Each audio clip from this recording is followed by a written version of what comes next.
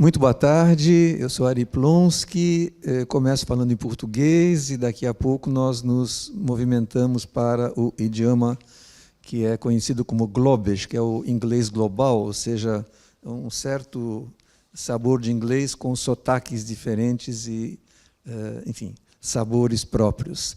Alguém tem dificuldade de entender inglês? Please raise a hand. Levanta a mão. Não. Okay, so thank you. We are moving now to English or Globish. It's a pleasure to have this session around the so special exhibit, Grace at the Boundary of Knowledge, prepared with a lot of competence and dedication and love by Sandra Boeschenstein. Thank you for coming here and for sharing your art. We have here I'll make a brief introduction. We have here on my, Sandra is here on my left side.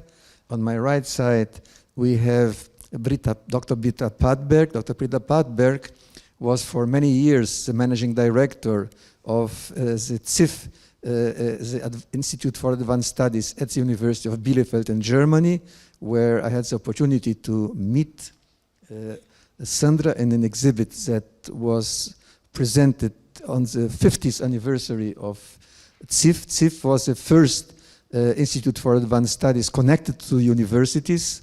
The institute's history is longer, it's from 1930, but for some time the institutes were isolated institutions, but this movement of institutes connected to universities began in Germany in Bielefeld 1968. So in 2018, I had the opportunity through this beautiful event organized in CIF to know this concept of artist in residence and to know Sandra. On my right, extreme right, but not political, we have we have Professor Regina Marcus. Professor Regina Marcus, a dear friend, is a full professor of the Institute of Biosciences at the University of São Paulo. Had during all her career a very active presence as a public scientist, not only a scientist in the lab or in the class, but also in the public space for many years in the Brazilian Society for the Advancement of Science. And we are very happy that I think a month ago or something like that, you received the UN World Recognition for, it's called, I think, Women Rise and Raise, correct? Okay, so it's a very, we are very pleased to have you here with us. Now, on my left side, and also nothing political, we have Professor Maurício Pietrocola. Professor Maurício Pietrocola is by training a physicist, but he is the faculty of the School of Education and also very active in the Institute for Advanced Studies in the chairs that we have in education. I forgot to tell that Professor Regina Marcus was a member of our directory overseeing board for several years and also was instrumental in promoting international cooperation for the Institute and among all the world institutes. And finally, at the end, we have Professor Claudio Mubarak. Claudio Mubarak, who is a professor at the School of Communications and Arts of University of São Paulo, was an artist. And so we have here, as the title of our session suggests, we have here a blend of the artist, one other artist, a scientist, a manager of this process of interaction, and an educator. And so we hope to have an interesting afternoon. Professor Martin Grossman, thank you very much. Martin decided to sit there, but he is really the soul behind this orchestra that you see here and doing all the connections. Thank you also very much for Centro MariAntonia from University of São Paulo for hosting us, for the team of Centro MariAntonia and of the Institute for Advanced Studies who is taping the event. we'll do the following. We'll begin, if I understand, with some presentation by Sandra Boeschenstein. Then we'll move to Britta Padberg, who will give the context of how things happen. And then we move to Regina Marcus, who will look from the perspective of science, of German Wissenschaft. We have at the end Claudio Mubarak, who will present also his thoughts and experience from the perspective of an artist. And Mauricio will share with me the coordination of this panel, but basically he'll also talk. So you talk as much as you want, whenever you want. This gives us the right. May I just briefly mention that two things. Number one, that I got in contact with this involvement of arts and science in a different way in a directors meeting of this international network of institutes for advanced studies in 1916, if I remember, in Birmingham. When we were presented with two cases, I'll briefly mention one case, which is an initiative of the university called Physics Meets Science, Physics Meets Arts, and we had a very interesting presentation by an astrophysics. Astrophysics is a person who tries to look very far away and see and hear the waves you cannot see so far, but you capture the waves, and from the graphs of the waves you try to understand better the universe, the limits, the history of the universe, expansion, etc., etc. And an artist from the audiovisual area of the University of Birmingham. And what was very interesting is that if I had before that the concept of science for arts, for instance, or science and technology for arts, all the idea of arts, techno arts, and etc., that was present during my youth time. I remember when it appeared. I had also the idea of science in arts, so it's artistic representation of a scientific experiment or something like that, how a cell is and whatever. Beautiful art from pictures, let's say, taken by a microscope. But I was never aware of this fact that I learned then, that art can also help science.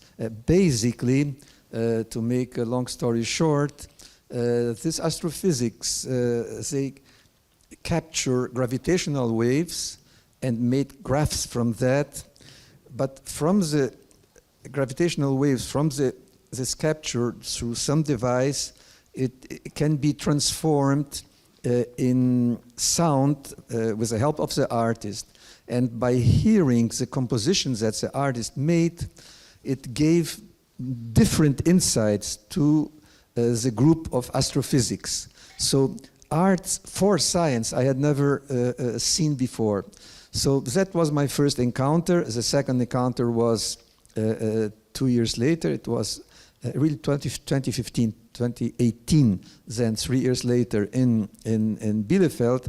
And then I saw a different approach, which was Sandra's approach. It's her capability, as you see here, of transposing art in the context of the advancement of knowledge, and then we have the pleasure to have you here. And the second comment is again to thank you for sharing with us your sensibility. Sandra, please. And you are now the boss. Okay. Thank you so much, Ari, and thank you all that you're here. I'm happy to share some experiences and ideas with you. So I thought it would be a good a step to start this and to open this with to focus on the title. The title of this event is as well Grace at the Boundary of Knowledge.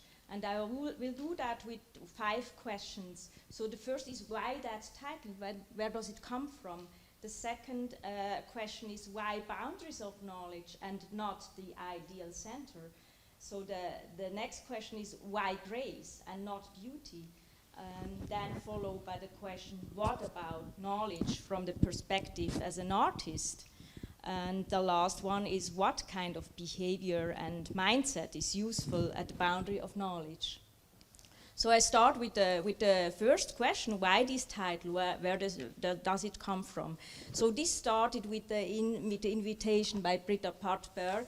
It was for me for the first time that I was as an artist among scientists.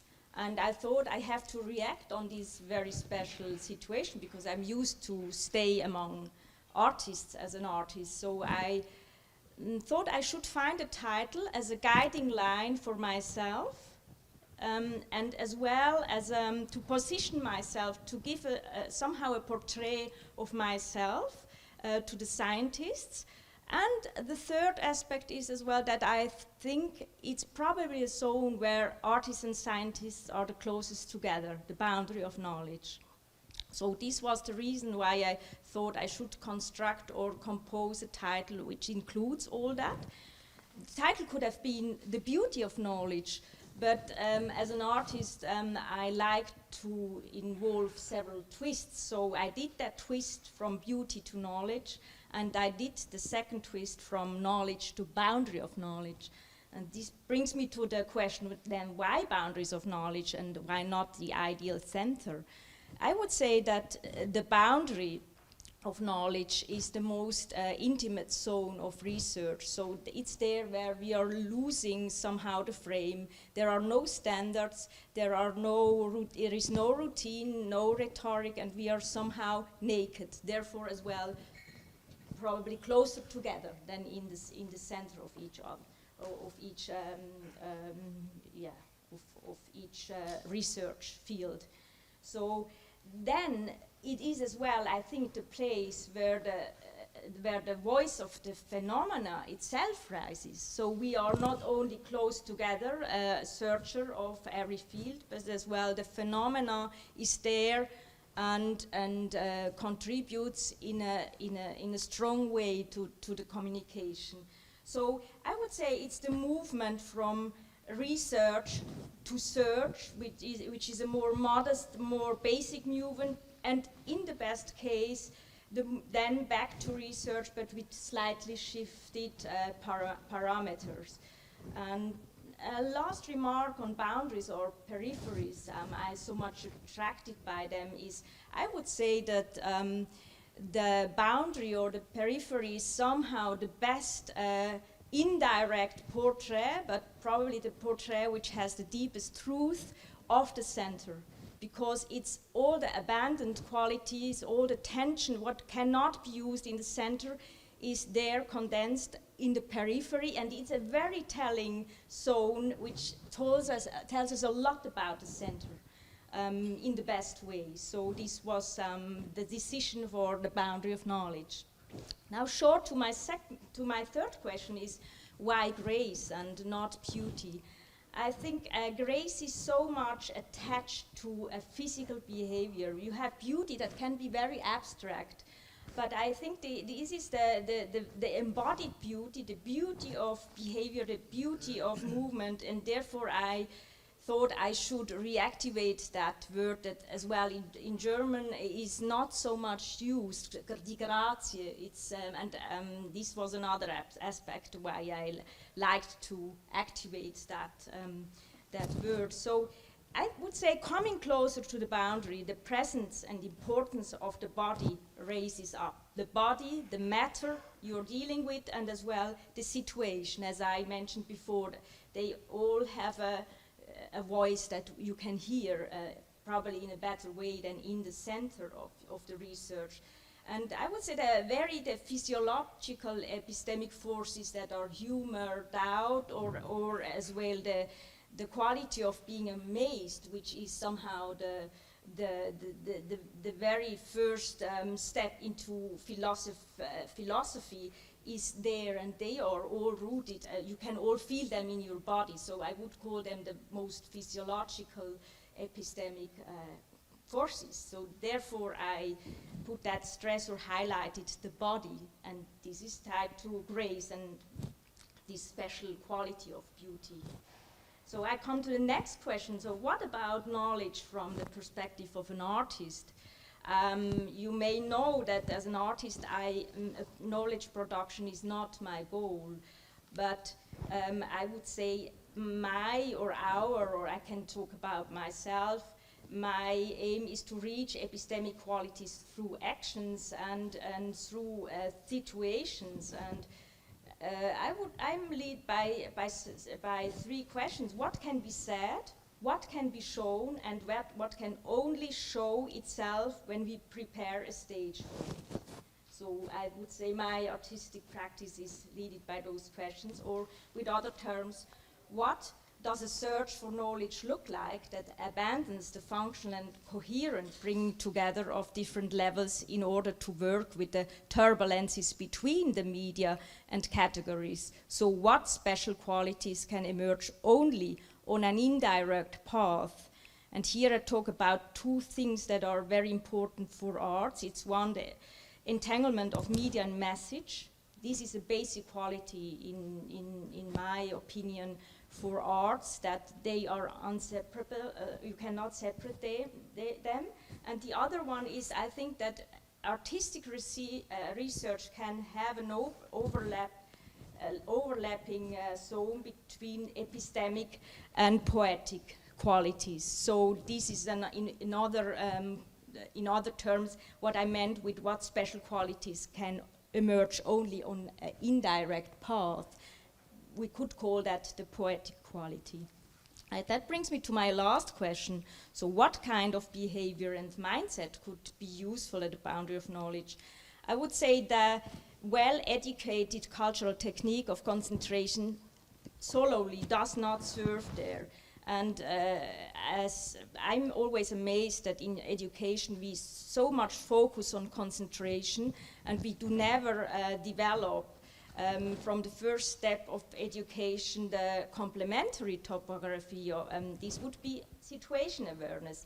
And I would say a most interesting movement in research for me as an artist is a pendulum movement between those. So the interplay of clear decisions and then the readiness for surprise. And I very much like that. I think we are close together, artists and scientists. Louis Pasteur, the French chemist, his quote from 1854 is, "La chance ne sourit qu'aux esprits bien préparés." So would say luck only favors the well prepared. And I really much like that. I would say if I would find my words for that are very similar. To find a good balance between clear decisions and a well-prepared articulation zone for invited qualities on one hand and for unknown and unpredictable qualities on the other hand.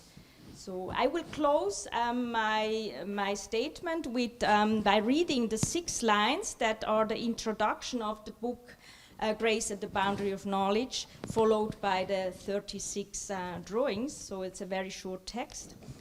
Bringing light into darkness is simpler than darkness into light. The boundary of knowledge forms the hierarchy-free play of the two processes. This is work with both the constructing and the decaying energies of meaning, and it is the motions at the edges of the conceivable, without prioritizing either side of the boundary. Loose contact between language and matter. When is something and how does it accrue meaning? How do the situation, the image and language touch each other? And what is the appearance of a knowledge beckoning between material, picture and language and cannot be further extracted? Thank you. Very good.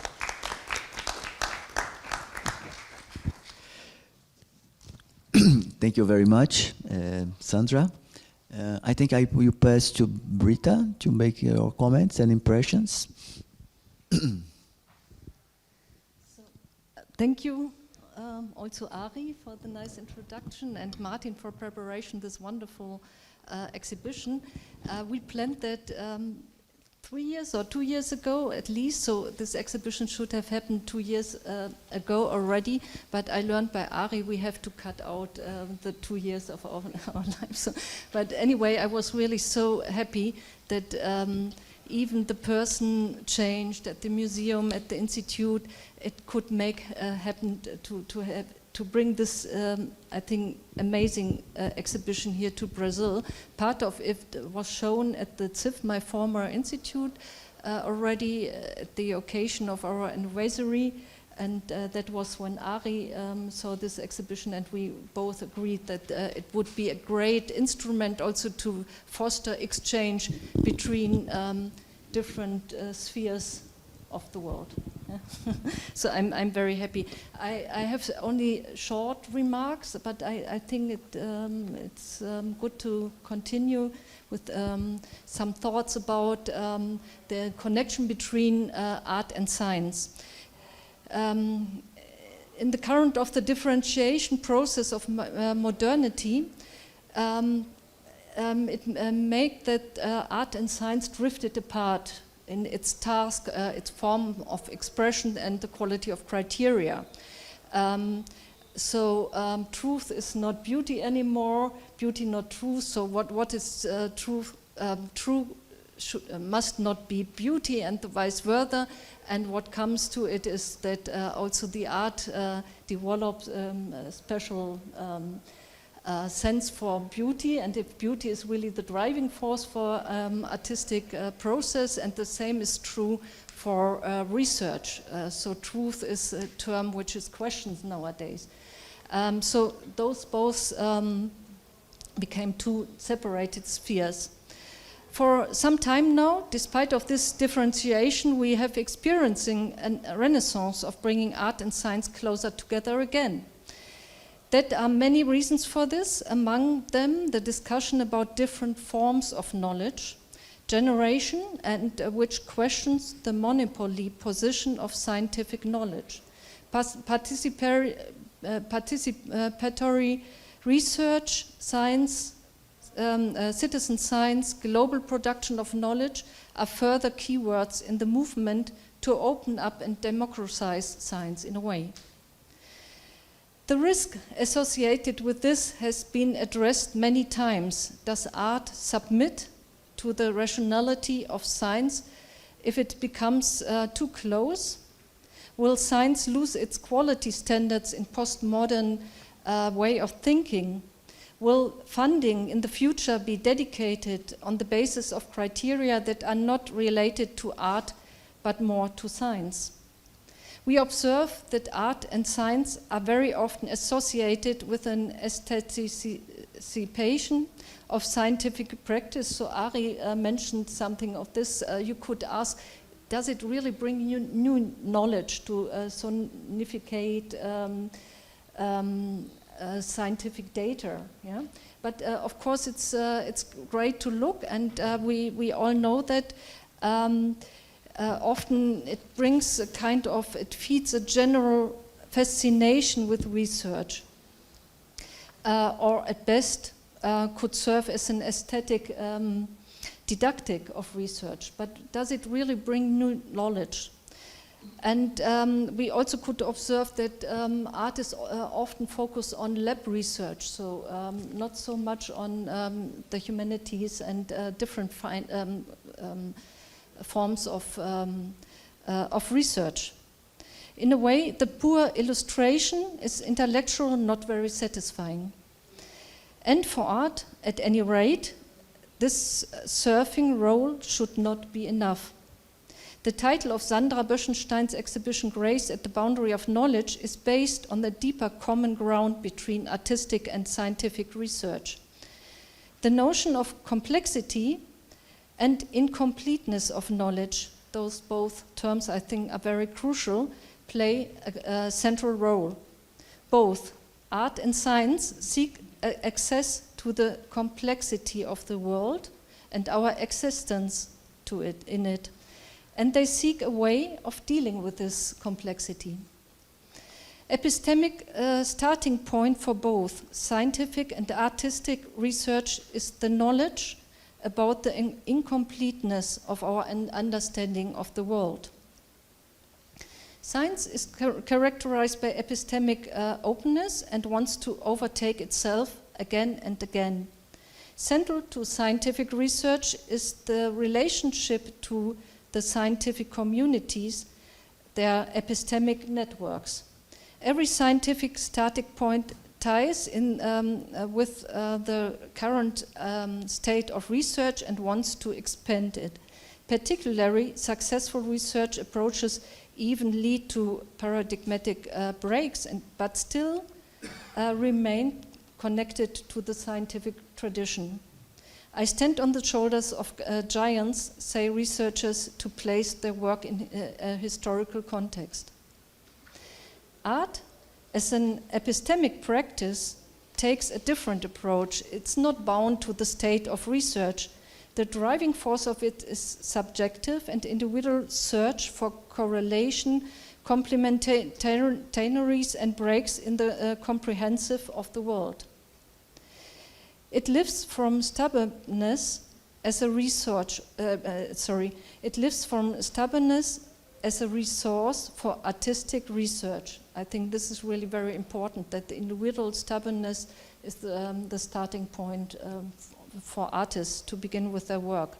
It can always start anew, seeks the breaks, not the connections, and question the usual. The usual of science, these are well-furnished apartments of knowledge. Another difference characterizes art as an epistemic practice. Artistic research that does not find its conclusion in the art objects. It relies on thinking and the researching process, also on the side of reception. So not only the production of artistic research is important, but also the reception of this, and it's part of the research process. The work of Sandra Boeschenstein is a particularly good example of how art is inspired by science and does take its starting point there, while at the same time pursuing its own idiosyncratic path of research with the means of drawing and poetics. Sandra is particularly interested in the precondition of knowledge generation. How does meaning come into being? And could it not be otherwise? What are epistemic objects? What is the essence of things and terms? The space in between the tangible and the not yet tangible has taken her fancy. Here she senses the highest energy to think and rethink something new. Epistemic objects, which is in science already represented in abstraction, are objectified in her work. In this way, objects are not just objects, but they become things that always carry with them the relationship to us and their environment. That is, that they are epistemic, they have an epistemic content already. She designs landscapes and cosmic scenarios whose surfaces and structures are explored by means of drawing. Connections are decoupled in order to tie up their loose ends anew. Sandra designs epistemic topographies that we can walk with our eyes, entire landscapes and cosmologies that reach out to us and remain strangely aligned. Bruce Nauman once said, art should be effective as a possibility, not as a systematic proof of thinking. And I think this is exactly what Sandra is doing. Let me end my remark with a short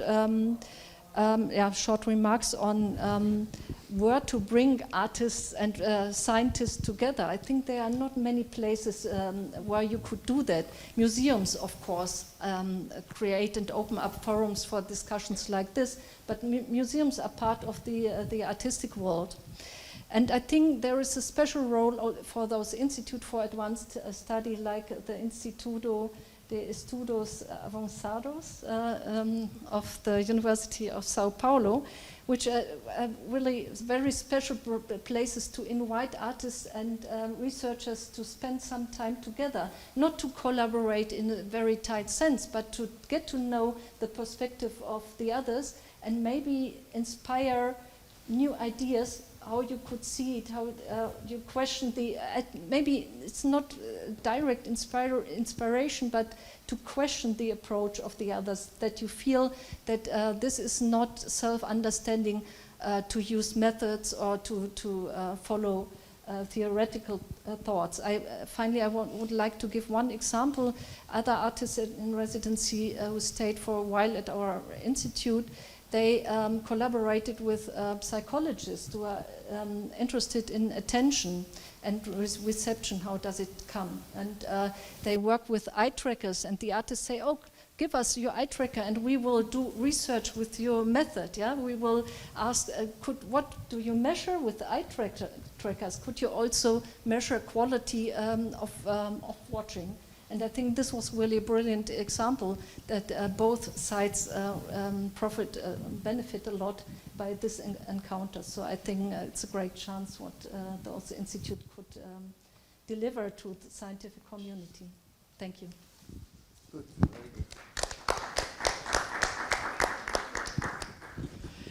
Thank you very much, Dr. Britta. I'd like to invite Professor Regina Musk to make his comments. And now we have a scientist speaking, and we try to see the approach and the connections. First, I would like to thank my two good friends.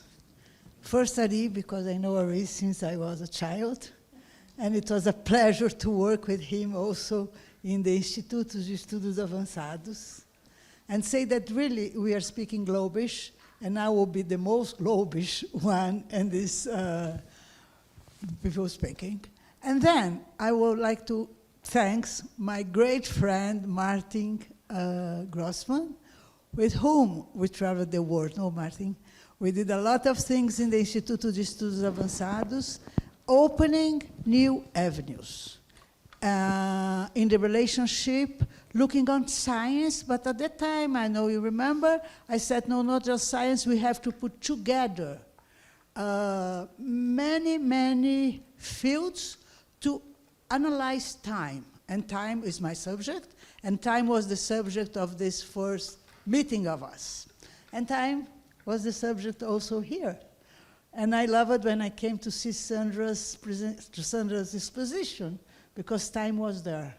In the universe, in the day-night alternation, and in all the time. I also want, when I am beginning, to say that you said, all of you said something about luck, about timing, and about knowledge. And I will put these three concepts together in just one word. That is mazal, that is sorte. And mazal is, and we say mazal tov, uma boa sorte. And what is M? M is makom, é o lugar. Lamed, zain, é Z, é o tempo. E L é o conhecimento. Então, se eu colocar junto, e esse é um conceito muito antigo, de mais de 3.000, 4.000 anos. Oh, excuse me, I went back to Portuguese. You have to do it many times because I can speak several languages at the same moment, and when I change the one that I choose at the end is Portuguese. Why it will be? Oh, yeah, of course. I was born here, just in the corner, so because of this, Portuguese is the easiest language for me. So we put together time, we put together place, and we put together knowledge. And this is what Sandra's bring to me, a congregation of three important, the most important attitudes that we can have, and when we do have this, we are lucky. When we can put together at the same time all of this, we are lucky. And is this art? Yes, this is art. It's what an artist When I go to an exposition, when I buy something, when I look something, when I heard something, I am really looking for the knowledge. I am looking for the luck. I am looking for the moment. And science, how science is bring it together. The concept in this exposition is knowledge, frontiers of knowledge, right?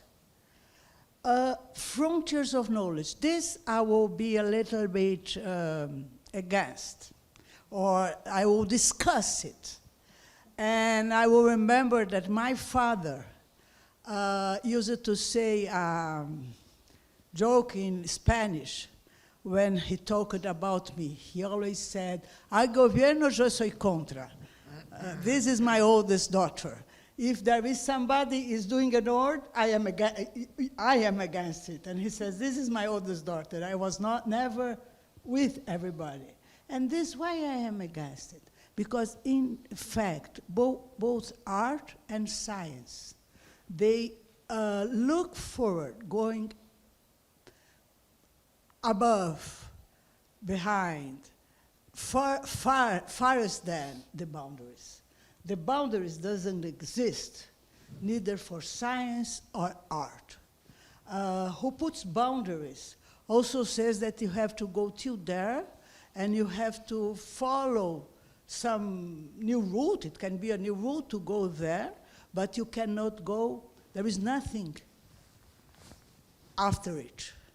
And indeed, the scientist looks after it, looks for something that was not known yet. So knowledge is knowledge of, when I teach science, when I teach something, then I can say that I want to transmit some knowledge. But when I do science, I want to tell my story, not just in forms of math or physics or biology, but I want to tell a new story about the universe doing any kind of science. So this is, I think, what indeed I could see in this exposition. Because when I saw lines representing day and night, light and dark, and I will say upside down, dark and light, dark, night and day. The darkness comes first, the light comes after. But if we are, and you have to remember everybody that praised the lights, oh gosh, I am not okay here. Look, these lights on us. I think that all of us would like to turn it out. And all of us know that too much light, it's not okay. And too much darkness. If I am in a dark room, if I am in a dark room, I can go on sky inside my mind. My mind will be not darkness. My mind will dream. And so, it's much difficult to be in a very bright place. It's most dangerous. But if I'm always in the complete darkness, I cannot know where to go. Oh, there are some people that know where to go. These are the people that cannot see light, the blinds. And they do know how to walk and how to deal with darkness, because this is their reality. And I will come to another point that I loved in the exposition. It showed human diversity. I am really in the Bioscience Institute. I come from Escola Paulista de Medicina. I come from a biomedical basis. But now everybody, nowadays, of course, want to speak about biodiversity. Some people confuse biodiversity with conservation. Has nothing to have. Biodiversity needs to be changing. But I think that not many people speak about human diversity. Why? Because they say that one is this, you have adjectives to define people, but you don't have to have no adjectives. I want to have people in the substantive way. So humanodiversity is the word that I use in these conditions. And humanodiversity means that everyone is important, doesn't matter how. Everyone is not important, doesn't matter how. We have just to define the situations. And indeed, when I went in this exposition, the humano diversity was there. There were everything showing to us that we have good and not so good, okay and not so okay, depending on the situation. But yes, we have one thing that was always strange in the draws that I saw, and I love draws. I think I don't know how to draw, my mother knew it, but I would love to know how to show what comes in my mind with a picture that I could draw out. And what I saw is that in some drawings where the lines, black and dark, begins to melt, so we don't have the difference between light and darkness, then those small dolls were not so happy. And this means that, yes, if we cannot have the diversity of day and night, light and dark, and if say in one situation, in one position, we lose the ability to cope with our planet. And so I will like to end saying, here we are in our planet.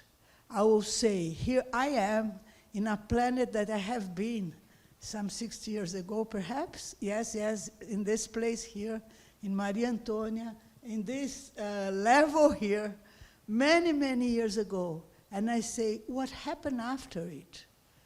Many things. Good and not so good. Okay and not so okay. But we are here. And it's all the drawings, and it's all the text. And I excuse to don't have a text to speak with you with a text, but it's always like this. I try to write it, and at the end I don't write it. But at the end, we know that this will go to the future. And the future, as a current, we have a remembrance of what is happening here. So not only some years ago, but also now. So I thank you, Ari. I thank you, Marty. Congratulations to all of you, and thank you for the words.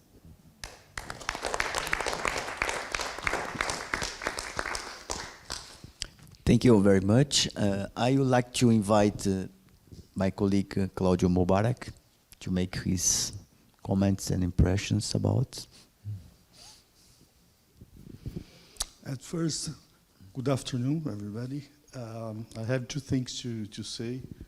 The first one is thank you for the invitation and to the opportunity to be here in this conversation.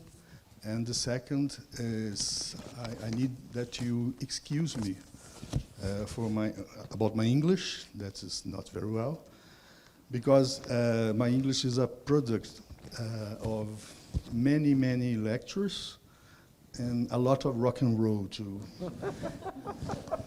It's not a very good recipe, I think. But there are three things that I have to say, that I want to say, about the exhibition.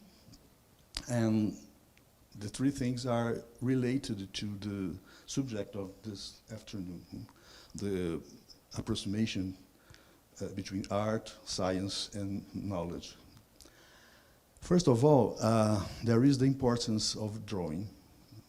There is very easy to understand that importance, because all the things that we have in this room are design, are draft. The drawing is in all our clothes, in the building, in the machines, in the chairs, in all the things that we have around us. There is another thing that is a basic importance of the drawing. Every human being is a draftsman. Every human being design, draw, scribble all the time. Even when we don't have pencils or papers or tablets or computers, we are all the time drawing. I am sure about that. Then there is a little conclusion about this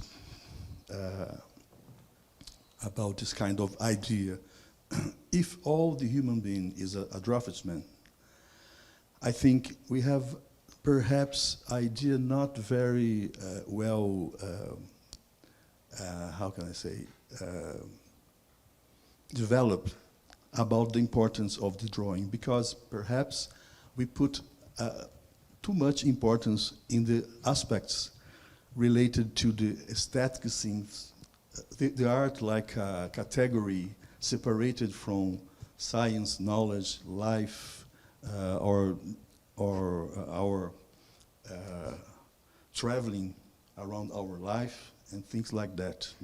Drawing is a strength in our life, and science is another strength in our life. And then I go to the second point. When science and art don't have these names after the Renaissance, I think there are two forms of developed things that are working together all the time. When the Renaissance created these two categories, science and art, at the same time is the beginning of the separation. This is a strange thing, but even more, I stood this moment in Italy in 15th century when they create the perspective like a science of painting. We can't understand this construction if we put out the idea that the perspective like a science used in painting, drawing, comes from the science of light that Arabs communicate to European people in the translation of Alhazen book, The Optics, that Roberto Grosseteste translated in this 13th century, I think, in Oxford. And between the 13th century and the 15th century, the Franciscan monks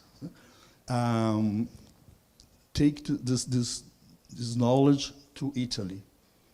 And the science of light transformed in the science of painting. If it's not a dialogue between science and art, I don't want any more dialogues possible.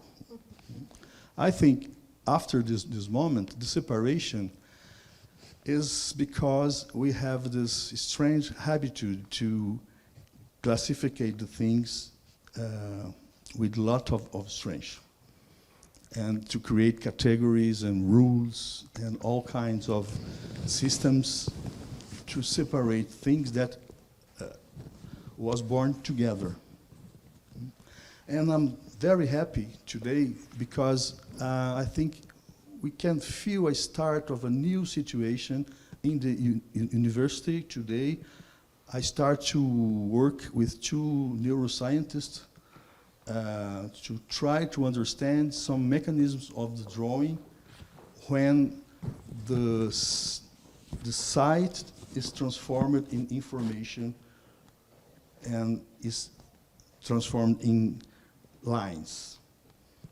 I think it's a beginning of a long way, but I'm in the university many years, and it's the first time that I feel this opportunity like a thing that we can use.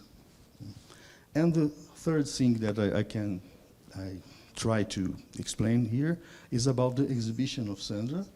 That's a wonderful surprise for me because it's a very delicate work, but if you look with attention, we have a lot of informations in this works. And when we are talking about earlier, there is not an hierarchy between the very different fields of informations that you use to construct this exhibition. For instance, there is some objects that remembers toys, and the children are part of the exhibition. There is some drawings that are made direct from the body, and it's another kind of spirit that is presiding these drawings. There is a lot of plays with perspective and the distortions of the perspective, and all this kind of plays are working together to construct a poetry that is very personal in one way, and another way is offered for us to participate in this exhibition that is kind of book. That's kind of book also, and well, it's very difficult to talk about this all kind of things in English. I will stop here. If you can talk in Portuguese later, I will thank you. Sorry, my English.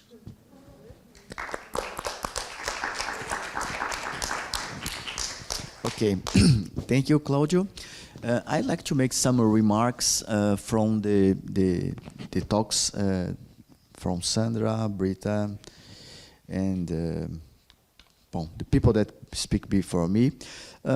I realized that Sandra has remarked that, I don't remember the exact word, but she said that in fact in art she didn't make knowledge. And it's strange that we have seen a lot of convergence between art and science, but from an artist's perspective, they are not doing knowledge. And maybe for my perception of scientists, that the thing that they value the most is the knowledge that they produced. This is maybe a point that we can grasp a little bit more, because at the same time in the Britta talking, she said something that there is a kind of epistemic quality of arts. And all the time, the epistemology, it's a kind of the process that in the scientific perspective and by some kind of knowledge. And I think this could be a way to try to speak a little bit more about the convergence and divergence about science. Because I think maybe there is a more restricted understanding about knowledge. And maybe you have to think about this, that this is a possibility to connect some kind of knowledge connected with art. Even so, the kind of this knowledge is not to be reproduced as we do in science. Because I think one of the quality of scientific knowledge is the way that we can reproduce this knowledge. And I think this is one of the most important value in science. For example, when you publish a paper in Brazil or any part of the world, normally if you say that this is a kind of scientific knowledge, you expect that your experiment or your research may be done in the same way for someone in another part of the world, for example, in China and Japan. This is the sense of the universality that was behind science, and sometimes I think the scientists, the artists, seeing this process of universality in another way. And I just put this question, and I invited you, if someone wants to take this point and develop a little bit more. Sandra, maybe you? Please, yes. So thank you for that, this question of knowledge and arts that I said my goal as an artist is not knowledge. we had a big struggle in translating the title, because my language is German, and we have that beautiful word which is Erkenntnis. And Erkenntnis does not exist in English, so we tried to connect with philosophers from Germany and as well native English-speaking persons, and they said there is no word for Erkenntnis. So probably the closest one would be knowledge gain, because as you mentioned, we are the process is still involved. And I would say therefore the epistemic quality is the closest formulation of that, because the presentation, the art should always show how I got to it. So the entanglement between message and medium, but as well the development, the action that did lead to that is very much into that term of Erkenntnis. But when you cut that off, and I think when we have the term Erkenntnis and the word knowledge, so there I would see the difference, that knowledge is Erkenntnis, but without the process, how you came to that. And in the arts, I think we always have to show, and we want to show, and it's the belief that the way that leads to that final, probably rather a dense question or a situation that has a certain density and an epistemic quality, that is very essential, and we could not, therefore I could not make the step into knowledge. But it's, the problem probably is that the philosophy, the phenomenology is very much rooted in German language, and we have this beautiful term.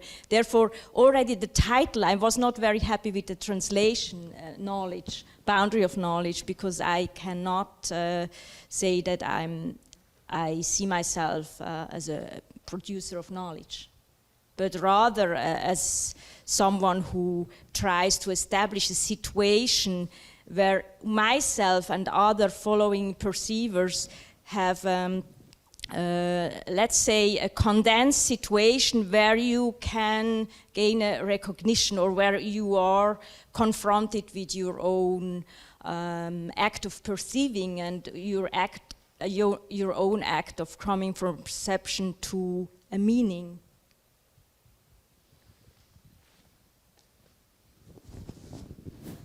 Okay. Very quick. But if I understood, there is a phrase of Joseph Beuys that's a very precise phrase about this kind of phenomenon in art. When he said, thinking is form. Form is not always a way to explain things, to conclude things. In many ways, form can be only a way to live with, to live for, to look at. I think it's more than this meaning that you are trying to put for us. Super, thank you. Regina? Well, I think that knowledge has different significations in any language. German is rich, Latin language is rich, Hebrew is very rich, Arab is very rich. I go behind both of them. When we were in Japan, we learned some things that it was another way of looking things. So, of course, language is below everybody that we do. But graphic art, drawing, I will try to don't do too much synonymia. Drawing is something that comes from another way of talking. And when you say science you have to repeat the same experiment in Brazil or in England or in Japan to have a scientific confirmation. I will say, no, Of course not. This can be in some kind of sciences, but in others, you don't have to repeat, you have to see the diversity. You cannot have an object that or a goal or a system or a line up that is similar all around the globe. If you think on chronobiology, that is my subject, on chronopharmacology, that is my subject, it's completely different living in the equator, living in the poles, and living here.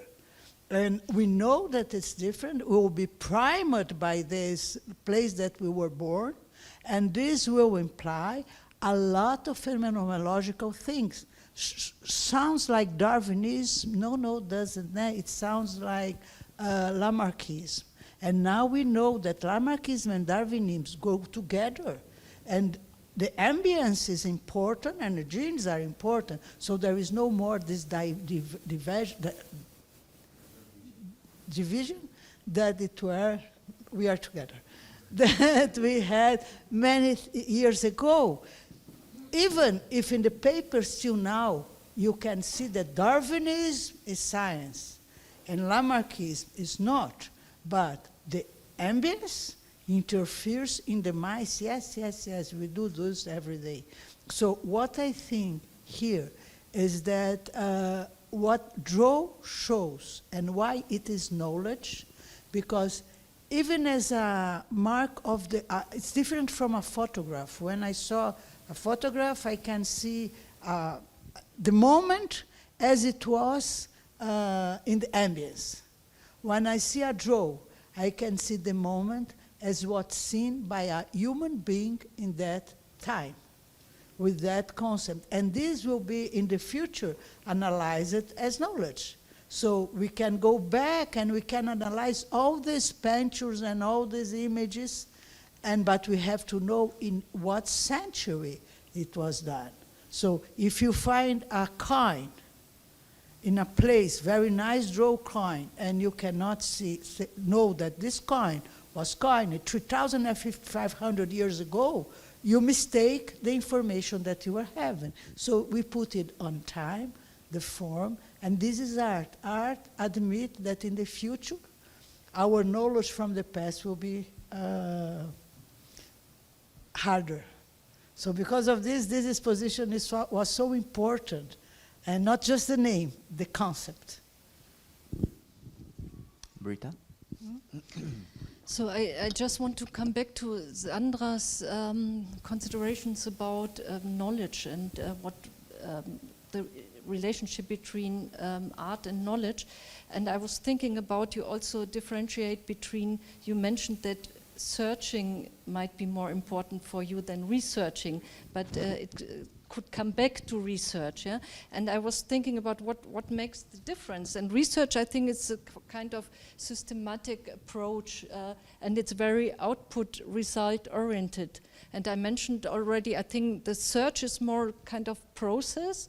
It has often also a physical, it's also often a physical experience. And it's a kind of reflective process to open up new spheres for knowledge production. And therefore I really like the quotation of Bruce Nauman. I just want to repeat it. It's about art could open up the possibility of thinking. It's not a systematic proof of thinking. And that brings me to Regina's remark, because you mentioned also that you could observe that there is science intends to focus on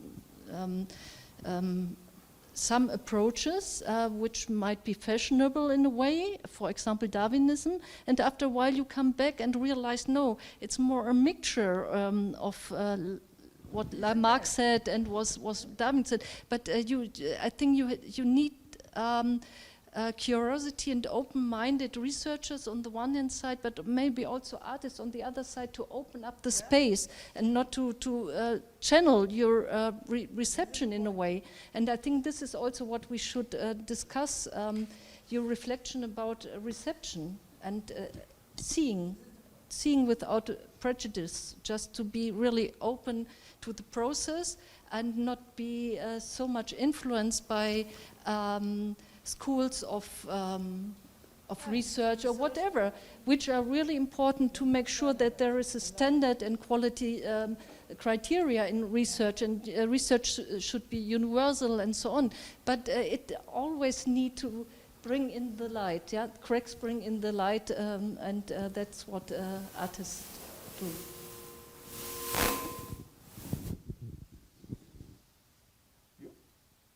Sandra or Ari? No?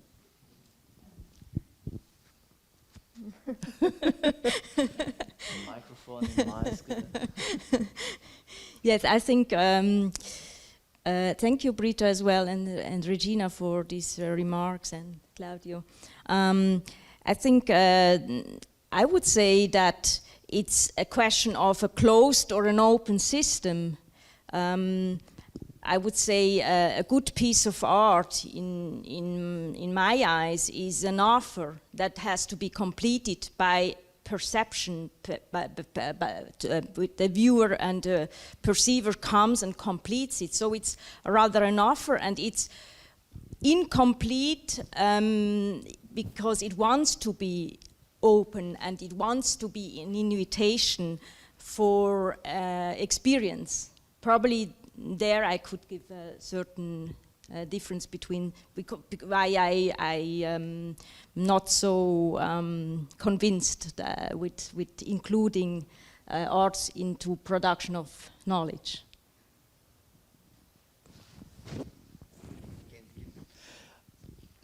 I would like to make another provocation. When you said about closed and open system, trying to think about science and art, is there maybe a connection with the situation that we are living now? For example, we have to deal with a very struggle problem during the pandemic. Scientists and science try to explain to people what kind of situation we have faced.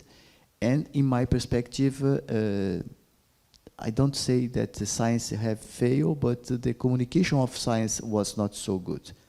I think we have a lot of discredit about orientation that was in part made by the difficulty we had to explain to regular people what are science, what was the way, the epistemic quality that science have. I guess, is there maybe a difficulty because in a very traditional way, science was habituated to think as a closed system. It means that normally we have this idea that science can make knowledge without connection with the epistemic process that was behind the knowledge. And this is difficult to communicate it. It means that in a sense, when we just offer the knowledge, it means the final process of the science is like an act of faith that we are asking people to agree, to accept it. And in this sense, the artistic perspective that always connecting the process and the product, the epistemic quality and the final process of arts may be more adapted with the changeable time that we are living for. For example, we have to put the masks back, and maybe for the most part of the people that think that the pandemic was in the past, but it was not in the past, they coming back. It means that we are always in process. It means that the image of final knowledge is no longer adapted to the moment, to the present time. I don't know if you understand the difference, big, and I invited you to jump in this kind of provocation. Oh, yeah. Ali? Não, não. Ari, vai, você tem preferência. Okay, then I tell. So, Okay. I don't see science like this. I think that we are reducing, and to reduce things to one case is always problematic. Science, you have something that is science, that when you look for boundaries, for new boundaries, so this is some kind of science. Then when you have something that you have a knowledge that was created from that adventure, and this knowledge is just knowledge, and it's good knowledge, and this I think the artists come together with the story that we are coming to something new, but now can be translated. So knowledge is this translation of the process. Then you come to another part that we use it to say that is the Vale da Morte. Ari, por favor. Valley of Death. This, okay. So as when you have to pass this to something practical, and that people can profit, doesn't matter is it economic profit or it's not economic profit, that people can use it. And so we cannot put everything in the same pot. Of course, these times that we just passed, it's not science. What we saw is that science has many answers. And we had to come out with these answers with time. At the beginning, many things were wrong, but they were not so wrong because we passed on it. And so then came the stories of how to deal with this kind of virus, how to deal with the problem. And one thing that is clear for me that are in the field, for me that publish something about defense and not immunity, defense. There is one thing that we will need to come out with the story of defense, is that if we have this kind of problem in many centuries ago and that, this century is the century of breathing. It's the century that will not have just one, but we'll have several, and we'll have to know how to deal with it, and humanity is learning to do it. And you have to put this once more, okay, let's do it. With no problem, nobody feels bad in being with masquerade people here. I see all the eyes, and I will recognize the eyes. This is important, how the eyes shine. And so, but science, if I go seriously, I will say that science looks for new boundaries with a scientific method that was determined many years ago, but with many others. Scientific methods. And if I look in biology, biology nowadays is more as a teia, Ari, por favor? Teia de aranha. Network, okay, I didn't want to use the word network, want to use the word for the spider. It's not a network of spiders, it's the tail of the spiders that they do, is a network. Yeah, okay, thank you. So this network, you can see that each spider, each one has its own design, has its own draw. There is no network of spiders, one that is equal to the other. They can be similar, but they are not the same. They are like printings, okay? So this, I think, is coming to be science now. The rules are beginning to be much more difficult to do with it because they are a little bit not so easy. When I say that I go to B and B go to C, this was easier. Now it's more complex. And this is the complexity of drawing. Because now drawing is coming on our stories. And we have now in the groups, and I saw yesterday, I came out from the Brazilian Society of Pharmacology and Therapeutics, that I was former president, but now it came out a booklet that was made by one scientist and one person from drawing, a student that just draw in the art school, because they have to translate the idea drawing. So this, I think, is the game here. The game is how I can sit without understanding, and this will bring knowledge after it. Claudio. And the public is invited to make questions also or make comments just after Claudio. It's very simple, the idea. I think perhaps the problem is not only in the method, but in the actions too. In the times of Google Maps, everybody wants a map all the time. But I think that we have artists and scientists that prefers walk without a map, to live in the route. And there are scientists and artists that need the map. Perhaps the action is the problem, not the system. Ô, Martin, você tá com o microfone, quiser perguntar? Tá vendo?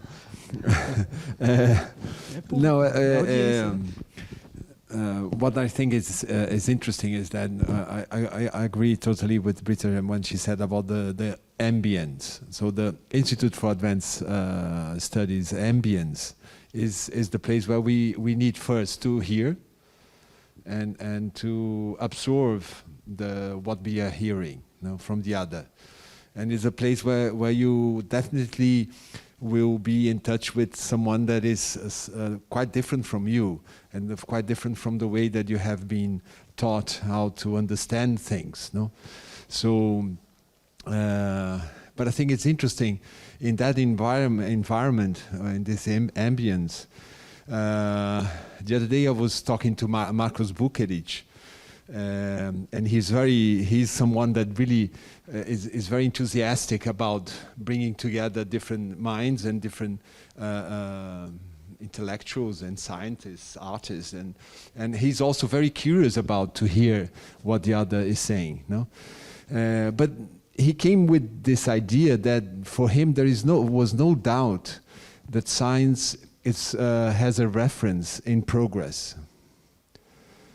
And that struck me in a way, because I think the 20th century for all of us, but the meaning or the art as produced up to the 20th century really had a sort of a revolution, because for many reasons it really started to think in a way that is not necessarily attached to progress, even though art historians tend to think that there was like a sequence of isms, impressionism, expressionism, and so forth. But when we see Sandra Boeschenstein's exhibition, or an artist, or being she or he, that strikes you, and I think this is something that it affects the body and affects the mind. Is that something that in a way brings you into a suspension, is a way of stopping time and allow you to relate to not only to the form, and I think Beuys is very interesting when you think about thinking as form, but also about the processing of the mind and the processing of producing knowledge. So, and this might be remarked because I want to understand from you what you think, since we are discussing this coming together of art and science. If indeed there is this separation, if it's the guideline, one of the main guidelines for science is progress. And how this relates to your understanding also from the arts, But my last remark is about Bruno Latour, and it's interesting because Bruno Latour is a thinker that even for our knowledge or our teaching, he was always a bit apart, but he was very, very much interested in analyzing the way science work. So he was like an ethnographer of science. And I think this is one of the qualities maybe of art that we really try to suspend time and to think about processing, how we produce, how knowledge is being produced in space-time. No? So there is a sort of, but I don't want to contrast, and I think Regina is being very good on that, on bringing to attention that we are not necessarily contrasting art and science. We are trying to bring together these different understandings and experiences we have in relation to that. No? So back to you.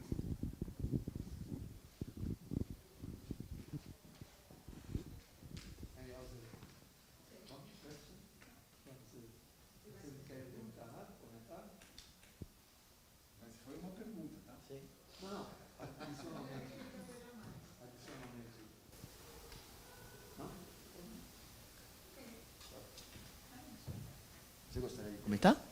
Opa, por favor. Regina. We are here to discuss, no? So, stopping time.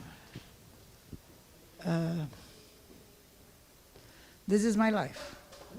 Indeed, my great contribution in science was showing how our body stops receiving information about outside time when it has a problem. And we need to stop time. When we have to defend ourselves against the bacteria, against the virus, we have to do something that our body will not deal with day or night, but will answer for some days, in at least 3 days, very hard to combat what is coming. Indeed, you can have, we showed situations that this will be driven by internal forces, and then we will become to have some kind of diseases. But also, there are situations, and now it's not only my work, but it's my work with some colleagues outside, that we are seeing that there are a very good, and it's very good if we can stop timing in our biological functions in order to begin again. And you can call it as you wish, okay? So studying, and people that study in a regular way have this opportunity. You can call it meditation. We can call it a conversation. And we measure all the cytokines and everything that doesn't mention here. So heart, you're right. If I go to some place that I can, it's not something that I can touch, it's not something that I can use, it's not something that I can do. I just stay there. And I am delighted with what I see, with what I heard, or also in the theater. I am delighted with the story. There is everything there, you have everything together. So this biologically for me sounds. And this is science too. So we have here, because of this I don't have to have an opposition in between science and art, because art is something that we can translate biologically in cytokines, in melatonin, in glucocorticoids and everything like this. And there are people that are measuring this. So this is not canonic, okay? But if you go back and go to canon, because canonic comes from canon much more than from the church, so canon, that was the first one that described inflammation and described the adrenal gland and all of this. If you go back to canon, you can see that many things that he spoke in the end of the 18th century and the 19th century and beginning of the 20s are now being restudied, because now we have a lot of elements, primary elements to study it. It's art. I think, yes, art is the same story. Martin taught me many times that we came from a figurative art to an abstract art to something that, and it comes and goes, and it comes and goes. So I think that art and science talk. And this is the point. So I think you were right. And art is progress, or science is progress. I don't want to analyze progress. You know my opinion. I think that progress is something very difficult to progress, to perceive it. So let's progress be discussed in another place. So I just want to come back to what Mauricio mentioned or questioned. I think science is the best way for us to deal with the challenges we are experiencing. So I really want to say we should appreciate science as a way of a systematic study of complexity of the world. And maybe this is the best way to survive. So the problems during the pandemics, I would totally agree with Regina, was that science has to give up its complexity because the political sphere were pressing the scientists, what shall we do? But this is not, that science was, is not a very powerful method to understand and to deal with the challenges. And I think art is really totally different, so we shouldn't compare. There's, I think, no hierarchy in that, but both interrelates is that both are very much interested in dealing with complexity and being aware that the approaches and knowledge of the world is incomplete and will always be. And I think this both separates it from different forms, other forms of creating knowledge, religion ways of creating knowledge or cultural ways or so. I think this makes both spheres very, very important and strong. But they are working in very different spheres, and they shouldn't be put together too tightly. Yes, I would make some comments on the term of progress. Your and yours statement, because I think this is this probably we have a different access to progress. And it was very interesting that during the pandemic I was in another Center for Advanced Study at Hanse Wissenschaftskolleg, and we were somehow from people all over the world. I was the only artist and many scientists locked in a campus.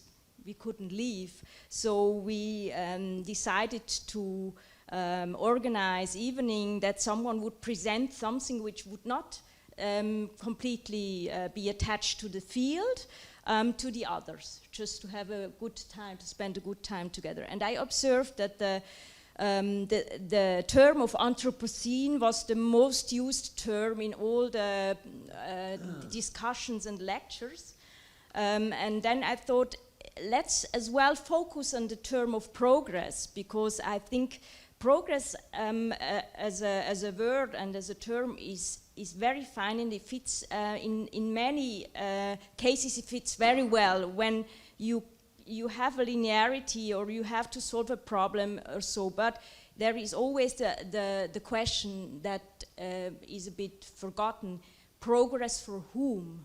Because progress is a linear movement, and it's clear that it's progress for human being to me. So that was one comment I made, but I wanted to show them that the progress used as an ideology, which is in our days, I'm convinced that it is used. I wanted to show them prehistoric art and combine it with the claim that in arts progress does not exist, because progress is always something that says the quality of that what has been there is overcome by the next step, and that is not the case. I'm really an enthusiast of prehistoric drawings, and the fact is that I can stand in front of those drawings of an age of 30 or more thousand years, and I communicate with them in a direct way. I do not see them as a testimony, but they are masterpieces. And I think the quality, when I showed them, they asked me, of course, then what do we have when it's not about progress? And my answer was its intensity and the ability of a deep communication. So I would say within arts we we have no progress, because you can stand in front of a piece that has many thousand years, created many thousand years ago, or a piece of our days, and it can happen that it has a certain intensity, and since intensity is always the intensity that you create in the communication of the viewer and the art piece. So I would say intensity, and this is very much bound as well to situation awareness again, that you have to be able to connect with the situation, and in arts, when you are lucky, it's a situation or a vis-a-vis that is very dense and gives you the opportunity to go through a very intense experience.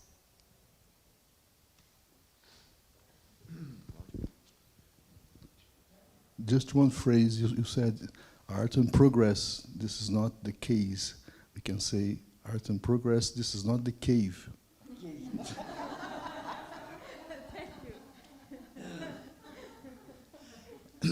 I would like to make some comments about the idea of progress. When Martin said about the connection between science and progress, I think I am a science educator.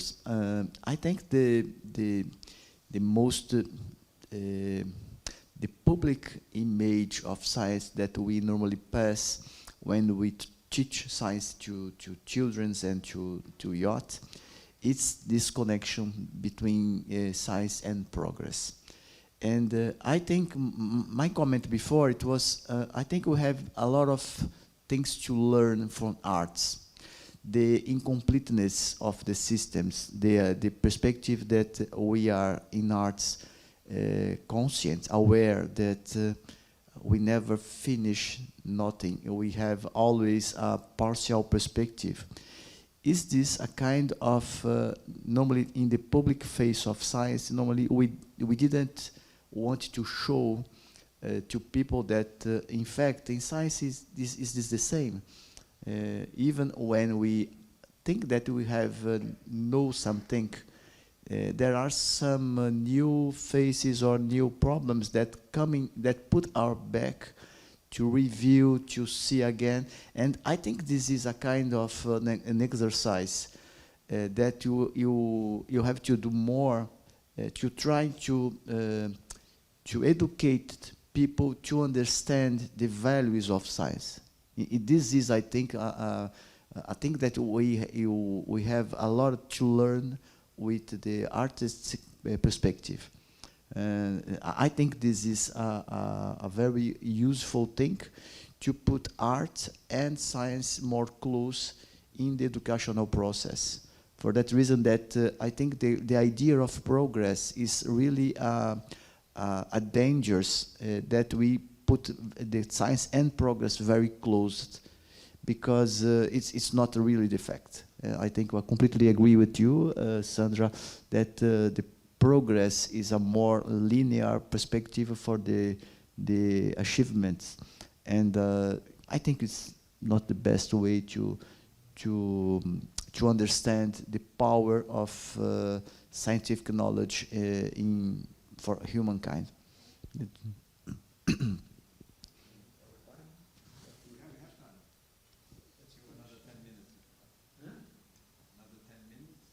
10 minutes yet. Please. I try to push some. Okay. Thank you. Oh, hi, Sandra. Hi, everybody. Well, I'll try in English. We are saying. Okay. My name is Brisa. I'm Martin Desorientanda, as we talked before, and I'm finishing my master's, and my main topic is this approximation between arts and science, I would say.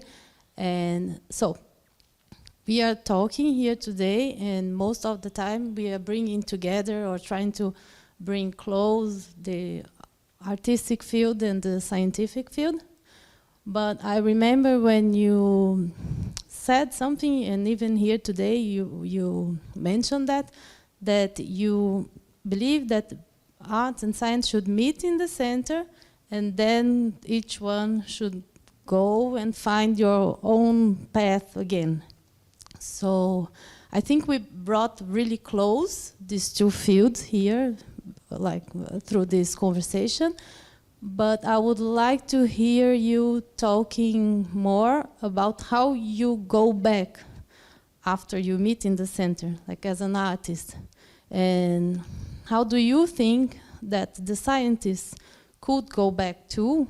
And how do you think, or how do you imagine, if you imagine, I don't know if it's something that you are concerned, how you imagine that the scientists should go back, or how this conversation or this new relation that is being constructed could happen. But I understand that we should not mix them. They're not the same. It's okay. And so I would like to hear more about how do you think about all these topics as an artist, like, because in the end you are an artist, right? So. Thank you, Brisa, for this question. I would even say we should not meet in the center, but when we are together, when we share some months on a campus, I would even say we should show each other in the most radical way that the other person sees clearly what the difference is, but to do this with a very friendly stage and inviting.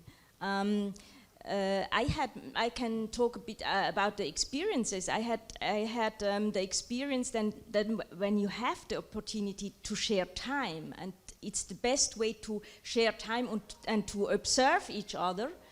So it starts in a very informal way, that we realize probably I should knock at that door because I do not understand how she can work for 12 hours a day. And then it starts like that.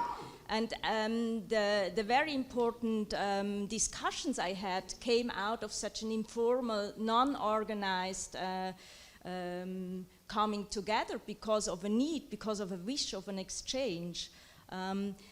I have no specific wish what I want to change within the scientists or in the view, but I think I witnessed many great exchanges, and I think it's very nice to talk about the practice, to talk about how and to compare and to exchange methods, how you organize your working place. How do you find the right size of a question?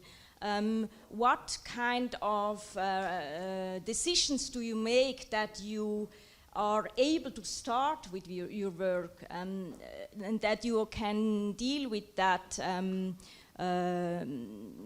pendulum movement between clear decisions that allow you that only clear decisions allow you to see what happens on the other side. And when I was talking and exchanges my experience with scientists, we saw that we are somehow in many times very close together, but we can learn from each other by being forced to communicate and to explain it to someone who is from another field. We somehow have we need this surplus of energy of a vis-a-vis to explain and to listen to ourselves and to sharpen our position. I think these are the best experiences that I had. So. You're welcome.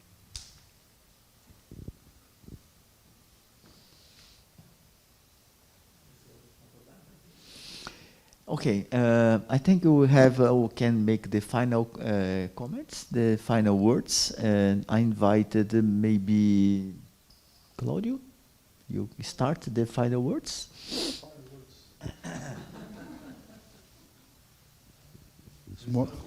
It's more difficult than the first words in the beginning.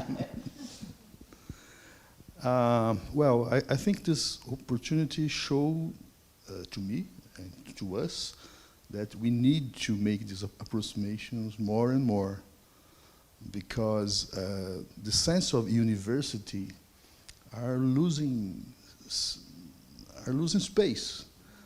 We live in a campus that have a direction to create new doctors, new scientists, new artists, but the interaction between all this kind of knowledge, or this no knowledge forms of understand the phenomena, the world, and all the things that we have are huge. And we think the best way to make this grow together is this kind of situation, where people relate your particular experiences and show your work and try to create bridges. Thank you. Britta? I save you. Thank you, Claudio, for this conclusion. I would totally agree, and I was thinking universal reality is really very important, but also curiosity. And curiosity is to open up your mind, yeah? To open up the world. And what we are experiencing right now is that there is a closing process. So the people capture themselves in bubbles, and they're not curious anymore what the world brings and how rich the world is. And I think both art and science could foster this curiosity, and this, I think, is a very important aspect as well. Regina?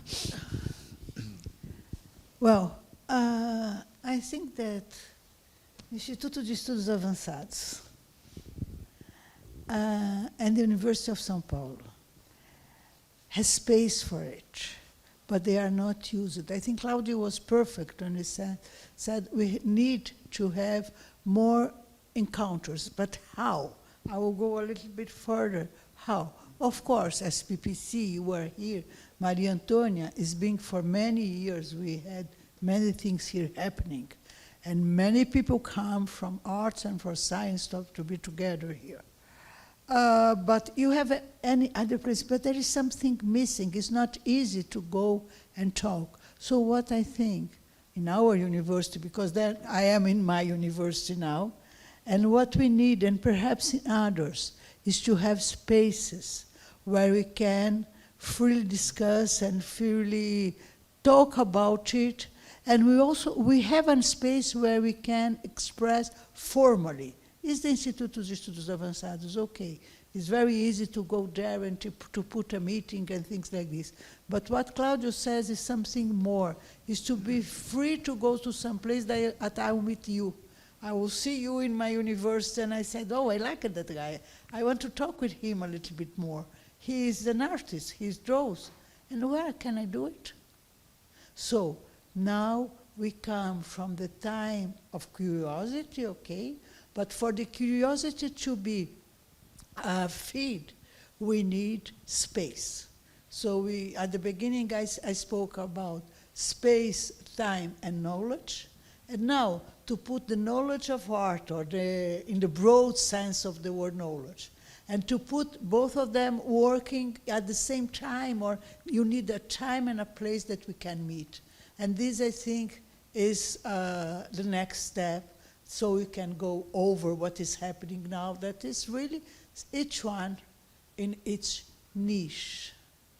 A niche is a word that in biology is very important. I would like that my cells stays in their niche. I don't want that they migrate like this as they wish. This is not good.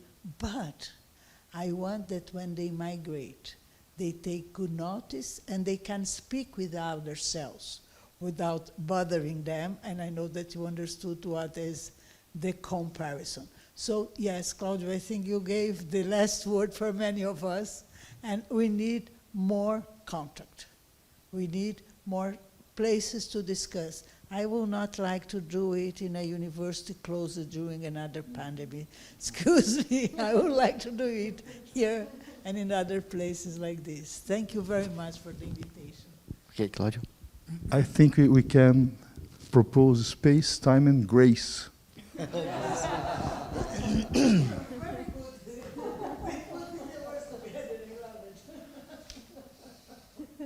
Professor Ali? Eu? Pode ser. Well, first it was delicious to be here. This house, you know the house better than I do. But Ali, pouquinho mais perto. sorry, this house in was kind of the beginning of University of São Paulo. As University of São Paulo is, we have schools that were existed previously. But as university, it was created in 1934, and this was innovation at the time. It was it was a school, faculdade, the philosophy, science, and letters, with the idea that everything is kind of a part of a concept. And then, obviously, for different reasons, it became fragmented. So I think that what we are talking about at the end of the day is that we are talking about different human endeavors. Both art, science, and other things are human endeavors that for different reasons that have many things in common: curiosity, creativity, innovation, new things happening, both in art and in science, etc., etc., etc. But for reasons that we didn't have time here to analyze, we also came to a situation of fragmentation. So you have fragmentation in science, fragmentation in arts, and you have interplay of interests. But you have, I think, last year or so, were 60 years of the famous book of C.P. Snow, Two Cultures, yeah, the culture of humanities and the culture of hard sciences. So I think that the movement is a movement of, at some point, fragmentation, specialization, whatever, and some point of trying to see what we are losing by excessive fragmentation, and how we can, respecting these different capabilities, how we can benefit, how we can personally benefit by growing, having a richer life, but also collectively, if you have these spaces of contact. University of São Paulo has a very interesting way of showing it.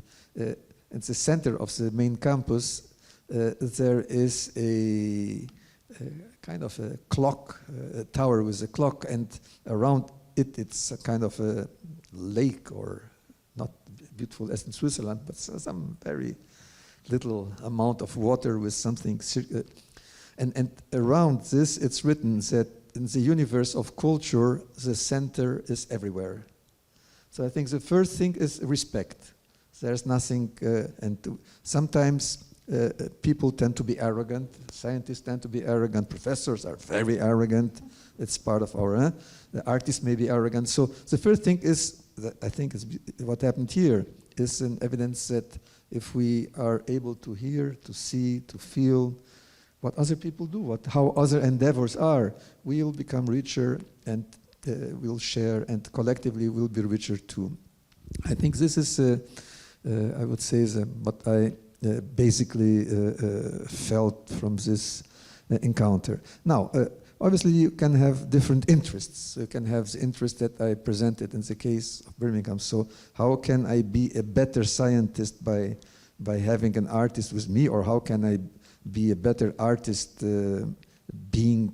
knowing or using science? You have different ways of different interests, but I would say that, to finalize, that here we had not only Globish, but we had also Hebrew and German words that are very specific.